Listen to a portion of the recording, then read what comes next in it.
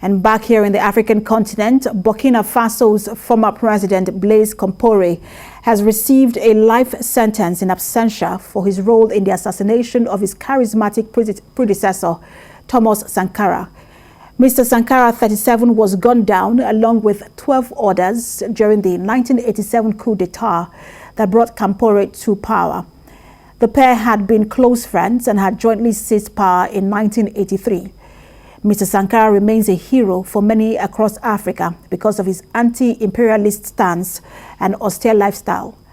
After seizing power at the age of just 33, the Marxist revolutionary, known by the same as Africa's Che Guevara, campaigned against corruption and oversaw huge increases in education and health spending. And joining me now to discuss this is Global Affairs analyst Collins Oweke. Good to have you join us. Very much, Precious, for having me. All right, let me just state that you are joining me from Belgium via Skype. So let's focus on this issue. This sentence has been on for 6 years, but this is after 34 years after the death of Thomas Sankara. How significant now is this sentence now, and how do you think that justice has been served? Well, it is often said that justice delayed is justice denied.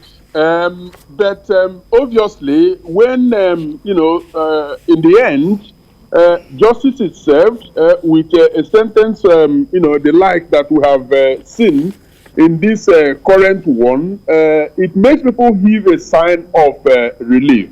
A sign of relief because ultimately what this verdict tells us is that no matter how powerful the strength of state's grip on the judiciary is, that now and again there can be, strong forces that are able to surmount all the obstacles that, state power is used in preventing justice to happen. Because like you rightly captured, this has taken nearly 40 years for it to happen. And the reason it took this long is because the main suspect, the man that eventually had the sentencing today, or yesterday, actually was the one that ensured that justice was not done. But somehow he was pushed out of the way to enable this, trial to take place, which took just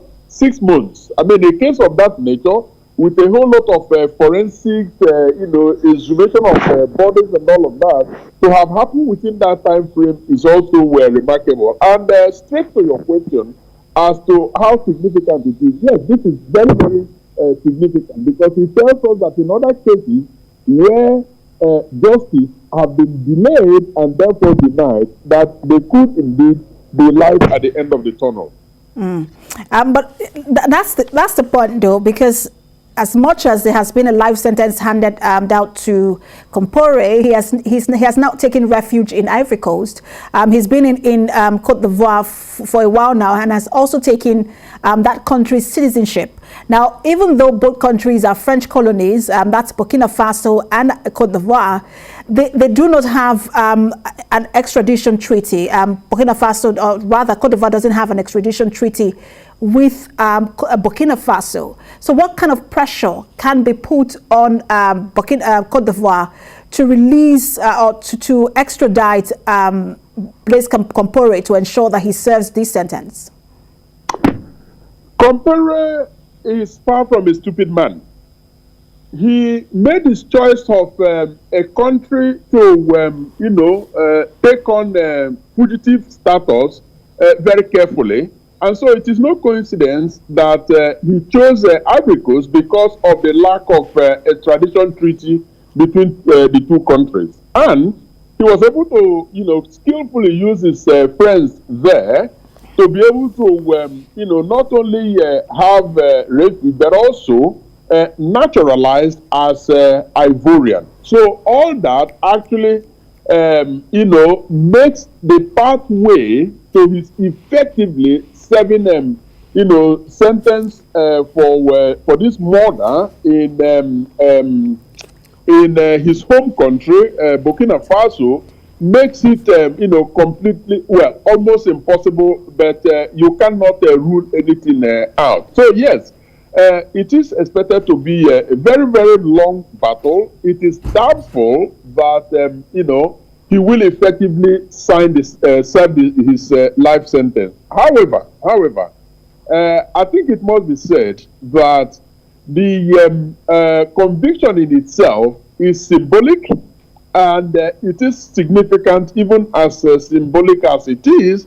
And so the other aspect of bringing pressure to bear on Ivory Coast to extradite him back to Burkina Faso is going to be a long haul. People have mooted the idea of the AU actually stepping in, but I would say that apart from soft pressure, there might not be very, very much that the AU or other institutions can do, but the civil society organizations remain the most active instrument that could be used in blackmailing or whatever it would take to get Ivory Coast to stop, being the protector of a murderer, and through pressure to get them to do what they ought to do, which is repatriate Compaoré back to Burkina Faso to serve his time.